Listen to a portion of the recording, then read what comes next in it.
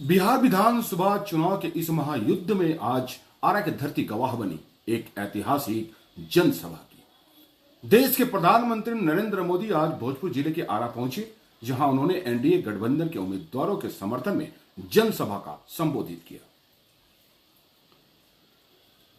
सभा स्थल पर उमड़ा जन सैलाब देखकर कहा जा सकता है कि बिहार की सियासत का मिजाज अब पूरी तरह चुनावी हो चुका है। सुबह से ही लोगों का हुजूम आरा की सड़कों पर था। कहीं युवा मोदी मोदी के नारे लगा रहे थे, तो कहीं महिलाएं हाथों में झंडा लेकर मंच की ओर बढ़ रही थी। सभा स्थल मझौआ एयर स्ट्रिप मैदान पर हर तरफ जन सैलाब का नजारा था। प्रधानमंत्री के आगमन से पहले जिला प्रशासन और एसपीजी ने सुरक्षा के कड़े इंतजाम किए थे। 3 लेयर की सिक्योरिटी, ड्रोन कैमरे से निगरानी और हजारों की भीड़ के बीच आरा का मैदान किसी त्योहार जैसा दिख रहा था।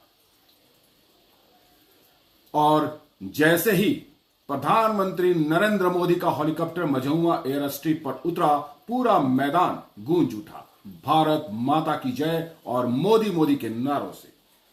प्रधानमंत्री ने हाथ हिलाकर जनता का अभिवादन किया और मंच पर पहुंचते ही भोजपुर के इस ऐतिहासिक धरती को नमन किया। मोदी ने अपने भाषण की शुरुआत में कहा, मैं इस वीर भूमि को प्रणाम करता हूं जिसने भारत को आजादी के महानायक वीर कुंवर सिंह जैसे सपूत दिए। उन्होंने आगे कहा, बिहार का यह मिट्टी सिर्फ इतिहास नहीं, प्रेरणा का प्रतीक है। इसके बाद प्रधानमंत्री ने बिहार के महान नेताओं का जिक्र किया। उन्होंने जगजीवन राम का नाम लेते हुए कहा कि उन्होंने समाज को बराबरी का हक दिलाने में अहम भूमिका निभाई है। और फिर उन्होंने सीताराम केसरी का जिक्र किया है। उन्होंने कहा कि सीताराम केसरी जो कांग्रेस अध्यक्ष रहे हैं, उनका कांग्रेस ने सम्मान नहीं किया बल्कि अपमान किया है। मोदी ने कांग्रेस पर तीखा प्रहार करते हुए कहा कि जो पार्टी अपने ही नेताओं का आदर नहीं कर सकी, वो जनता का क्या सम्मान करेगी। ये बड़ी बात उन्होंने कह दिया है मोदी अपने आज आरा की मंच से। प्रधानमंत्री ने अपने भाषण में भोजपुर की धार्मिक पहचान को भी जोड़ा। उन्होंने बखोरापुर मंदिर का उल्लेख करते हुए कहा है कि यह धरती केवल राजनीतिक नहीं बल्कि आध्यात्मिक और सांस्कृतिक चेतना की धरती है। उन्होंने कहा कि बिहार के हर गांव, हर मंदिर और हर किसान में देश के भविष्य की ताकत बसती है।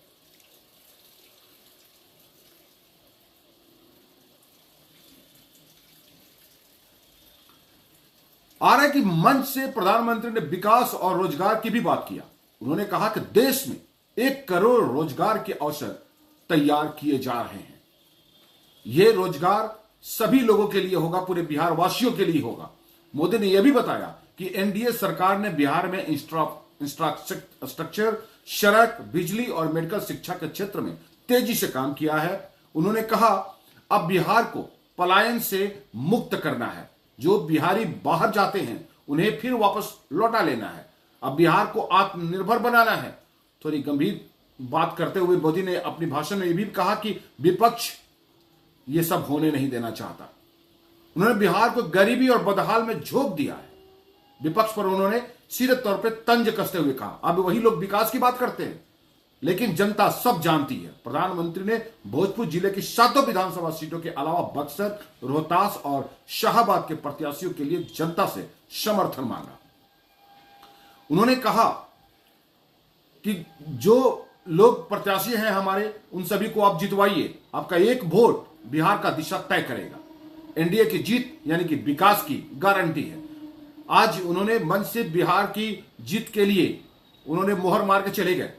प्रधानमंत्री ने मन से भी कहा, मैं चाहता हूं कि भोजपुर, बक्सर, शाहाबाद हर सीट से कमल खिले ताकि दिल्ली और पटना दोनों मिलाकर बिहार के विकास की नई कहानी लिख सके। प्रधानमंत्री के भाषण के दौरान भीड़ लगातार मोदी मोदी के नारे लगाती रही। लोगों के चेहरे पर उत्साह साफ दिख रहा था। कई लोगों ने कहा, मोदी ने हमारे इतिहास को सम्मान दिया है, अब हम उन्हें वोट से जवाब देंगे।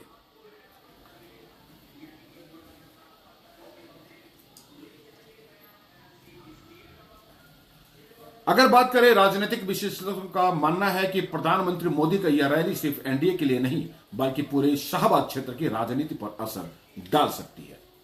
वीर कुंवर सिंह, जगजीवन राम और सीताराम केसरी का उल्लेख एक साथ तीनों वर्ग यानी कि स्वर्ण, दलित और पिछड़े समाज को साधने का उन्होंने कोशिश किया है। वही बखोरापुर मंदिर का जिक्र स्थानीय धार्मिक भावनाओं को भी जोड़ता है। यह हमारे विश्लेषकों का कहना है, क्योंकि उन्होंने जिस तरह से मंच पे उन्होंने भाषण दिया, तीनों को मिलाकर के उन्होंने कहा, और प्रधानमंत्री का यह संबोधन इतिहास, आस्था और विकास तीनों का संगम रहा है। सभा समाप्त होते ही जनता ने एक ही नारा गूंजा, अब की बार एनडीए सरकार। तो भर्ती की धरती से उठी यह हुंकार अब बिहार की राजनीति में नई दिशा तय करेगी।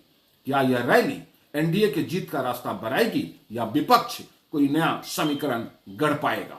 यह तो वक्त बताएगा, यानी कि 6 नवंबर को सारी बातें धीरे धीरे खुलते चले जाएंगे। लेकिन आज का दिन भोजपुर के इतिहास में सुनहरे अक्षरों में दर्ज हो गया।